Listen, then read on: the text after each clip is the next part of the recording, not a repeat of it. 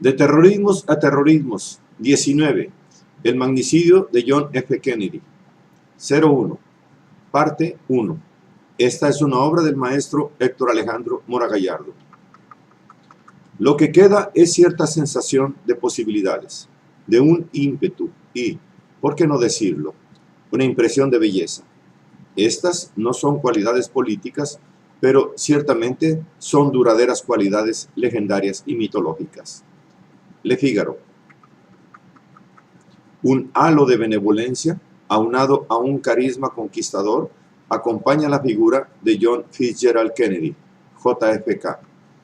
Una atmósfera de luto, con una música que llegaba al inconsciente, emanan de su funeral, como si efectivamente Camelot hubiera perdido a su rey y aquel acto simbolizara el inicio de una época ominosa.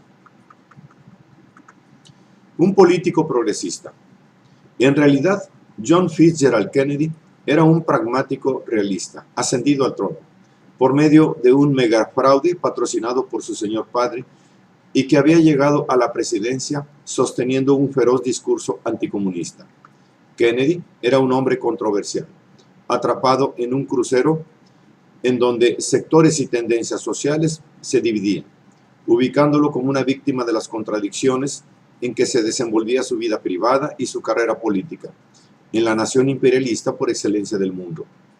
Pero incluso, y en este ambiente tan difícil, su actuación política resulta satisfactoria hasta el grado de ser el último presidente de los Estados Unidos de América, de quien se pueda tener un grato recuerdo, aunque no se tratara del rey Arturo, sino de otro presidente sujeto a las prerrogativas del imperio. Ninguno de sus sucesores ha estado a su altura, sino que la mayoría de ellos, incluyendo por supuesto al actual, a su lado parecen personajes viles. ¿Y qué tiene eso de extraño si se trata de los herederos de los asesinos o sus designados? De otra manera no habrían llegado a la Casa Blanca.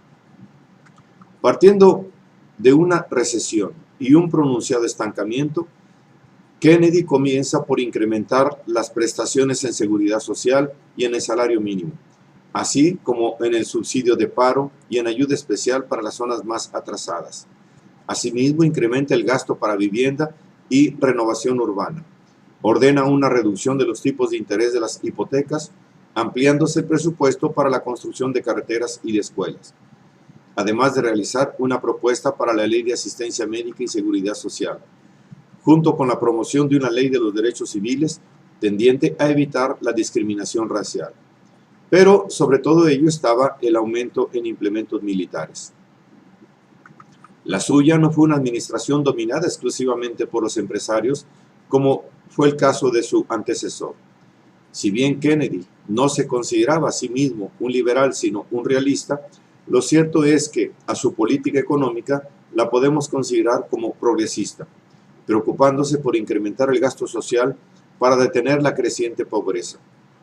Su posición en favor de la igualdad de derechos civiles, combatiendo al racismo, marca un cambio de época.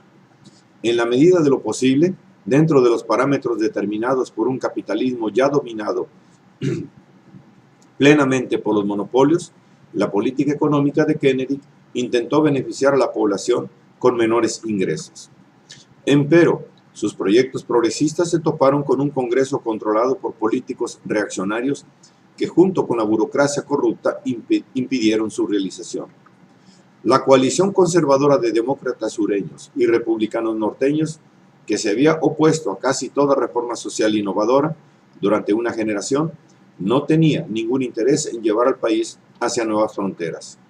El Congreso rechazó las peticiones de Kennedy de atención médica a los ancianos, Medicare, y de un departamento de asuntos urbanos y alojamiento, en tanto que la ayuda federal a la educación volvía a verse obstaculizada. Aún así, un signo progresista de la administración Kennedy no dejó de tener realizaciones positivas. Tal fue el caso del impulso que se otorgó al programa de vuelos espaciales en dirección a la Luna, que culmina con la serie de viajes de los Apolos y la puesta del hombre en Selene.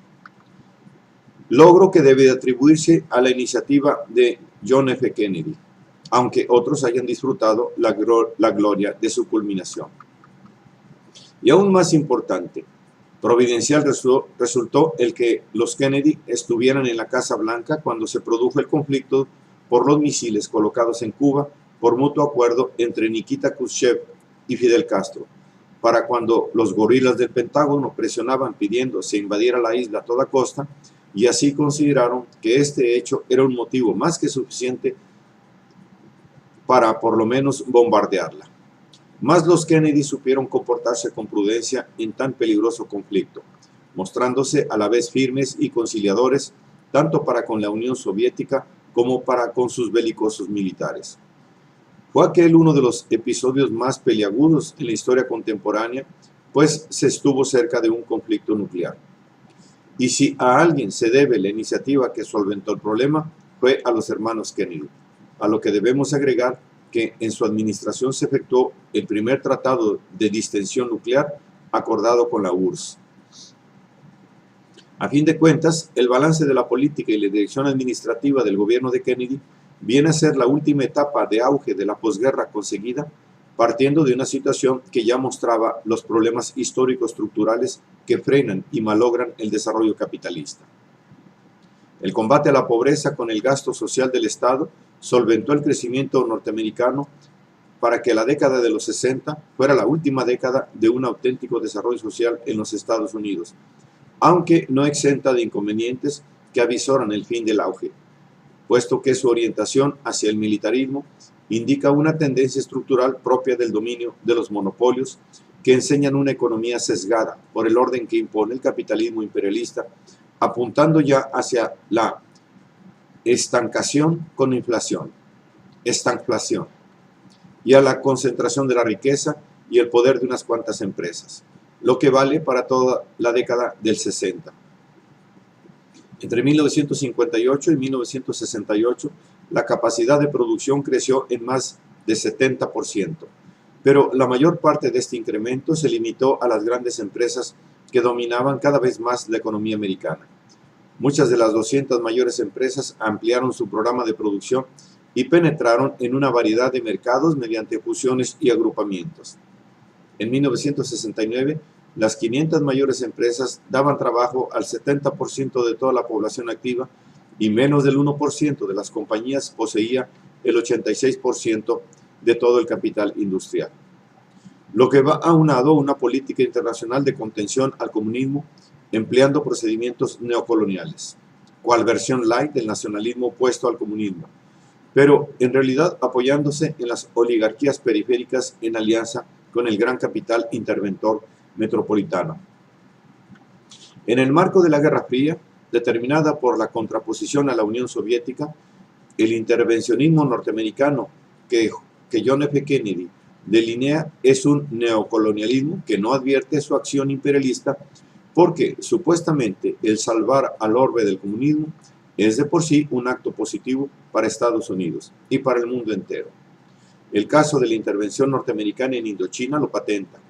Kennedy empieza por criticar el apoyo financiero que su país le otorga a Francia para que mantuviera su caduca colonia cuando que era ya claro que tal dominio estaba destinado al fracaso.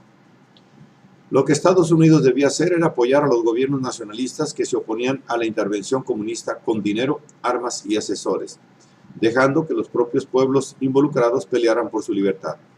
Pero Kennedy no tomaba en cuenta que el auténtico imperialismo provenía de Estados Unidos y se efectuaba al implantar gobiernos proclives al capital imperialista, lo que vino a ser el caso en Vietnam. El intervencionismo norteamericano, con acciones de sabotaje e intrigas propiciadas por los agentes de inteligencia imperialistas enviados a Vietnam del Norte para tomar parte en las acciones de sabotaje y hostigamiento ligero, así lo constata. De manera un tanto ingenua, Kennedy apoyó a Ngo Dien Diem, considerándolo desde 1956 como un patriota cuya libertad política es objeto de inspiración, cuando que en realidad se trataba de un déspota católico ligado a la oligarquía terrateniente en un país predominantemente budista. El que varios monjes budistas se inmolaran con fuego fue un terrible acto que desengañó más tarde a Kennedy, cuando que la auténtica lucha anticolonial la libraba el pueblo vietnamita que se oponía a la injerencia de las potencias occidentales. Al gobierno de Diem, la oposición en su contra no hacía sino aumentar. Para reforzarlo, se incrementó el número de asesores militares de 675 a 16.700, así como las acciones criminales organizadas por la CIA al unísono de mandar más aviones, helicópteros, armas de fuego pesado y napalm.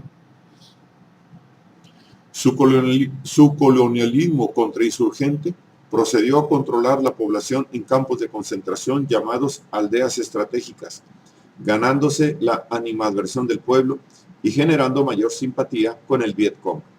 Y he aquí que el Partido de la Guerra entra en acción. Un auténtico heredero de la facción original aparece como embajador en Saigón, Henry Cabot Lodge, operando como agente de la CIA, que prepara el golpe de Estado que destituye y causa la muerte de Diem, dando lugar a un gobierno de militares, el cual, por supuesto, que resultó ser cosa peor, obligando a intensificar la intervención armada, cuando que ese era el objetivo procurado por el establishment norteamericano. La tendencia general revelada por las frías estadísticas indica que durante la administración Kennedy, la militarización de la industria no hizo sino incrementarse. La militarización de la política exterior de Kennedy, con la consecuente subordinación de los objetivos de ayuda al desarrollo de la guerra, eran evidentes al momento de su muerte.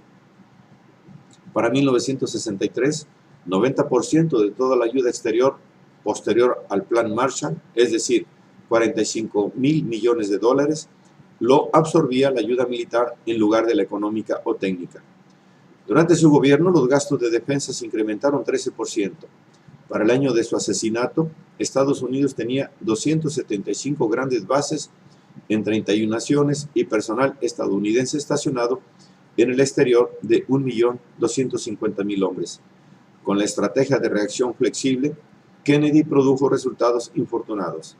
Las teorías de guerra limitada y los programas para aumentar el rango de elecciones presidenciales hicieron más disponible y aún más atractivas las soluciones militares para nuestros problemas. Esa era la tendencia general del imperialismo yanqui en plena escalada. Y Kennedy, en el inicio de su gobierno, aparece como el adalid dispuesto a promoverla con mayor intensidad y de manera más agresiva, incluyendo una forma más intensa de intervencionismo conspirativo por medio de las operaciones de inteligencia, con una nueva estrategia que apunta hacia la doctrina de la seguridad nacional y los escuadrones de la muerte, encabezados por militares indoctrinados, dispuestos a combatir al enemigo interno, los comunistas, no otros, sino cualquiera que osara interponerse a los designios imperialistas reproducidos y representados por las oligarquías periféricas. Pero la pregunta crucial para entender el magnicidio es: ¿estaba dispuesto Kennedy a dar marcha atrás en la intervención en Vietnam, así como en buscar una distensión con la URSS y procurar un acercamiento con Cuba? Se dice que comenzaba a realizar proposiciones en ese sentido, las que de reelegirse podrían concretar en acuerdos hasta ese entonces inusitados, viniendo a representar un giro en la política estadounidense que le ganaría la animadversión del poderoso sector imperialista. Para cuando la máquina de guerra que él mismo había echado a andar al inicio de su gobierno estaba lista para intensificar la intervención en Vietnam, programó a los Frankensteins para atacar a Vietnam y dar marcha atrás sería tomado como una traición. Esta decisión no aparece en las cifras oficiales y al parecer fue frenada y después borrada en los registros burocráticos, pero el caso es que se estaban dando los primeros pasos para retirarse de Vietnam cuando fue asesinado. Los que han estudiado el magnicidio advierten que para 1963 hay un sincero viraje de su política, estando dispuesto a procurar un detente, una distensión. Un famoso discurso pronunciado en la Universidad de las Américas en Washington el 10 de junio de 1963 anunciaría esa nueva disposición que ciertamente marcaba un viraje de 90 grados en su política exterior, procurando una sincera búsqueda de paz, pero no una paz americana, impuesta al mundo por las armas de guerra de los Estados Unidos, no meramente una paz para los norteamericanos, sino una paz para todos los hombres, no una paz meramente para nuestro tiempo, sino una paz para todos los tiempos. ¿Mera retórica? ingenuo idealismo a la manera de la fantasía del rey Arturo?